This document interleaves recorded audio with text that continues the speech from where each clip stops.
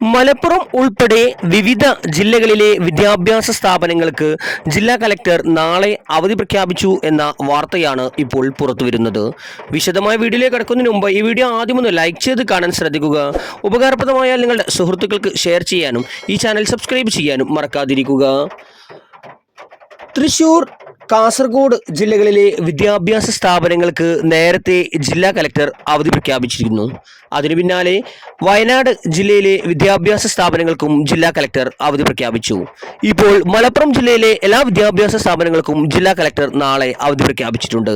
കണ്ണൂർ ജില്ലയിൽ പ്രൊഫഷണൽ കോളേജുകൾ അല്ലാതെയുള്ള എല്ലാ വിദ്യാഭ്യാസ സ്ഥാപനങ്ങൾക്കും ജില്ലാ കലക്ടർ അവധി പ്രഖ്യാപിച്ചിട്ടുണ്ട്. സംസ്ഥാനത്ത് അടുത്ത 3 ദിവസം കൂടി അതിശക്തമായ മഴ തുടരുമെന്ന് കേന്ദ്ര കാലാവസ്ഥാ വകുപ്പ്. ഇന്നും നാളെയും വടക്കൻ കേരളത്തിൽ അതിതീവ്ര മഴയ്ക്ക് സാധ്യതയെന്ന് മുന്നറിയിപ്പ്. മലപ്പുറം, കോഴിക്കോട്, വയനാട്, കണ്ണൂർ, കാസർഗോഡ് ജില്ലകളിൽ ഇന്നും നാളെയും റെഡ് അലർട്ട് പ്രഖ്യാപിച്ചു. റെഡ് അലർട്ട് പ്രഖ്യാപിച്ച ജില്ലകളിൽ കോഴിക്കോട് ജില്ലയിൽ മാത്രമാണ് ഇനി അവധി പ്രഖ്യാപിക്കാനുള്ളത്. തൃശൂർ ജില്ലയിൽ ഓറഞ്ച് അലർട്ടാണെങ്കിലും മുൻകരുതൽ നടപടി എന്ന നിലയിൽ നാളെ അവധി പ്രഖ്യാപിച്ചിട്ടുണ്ട്.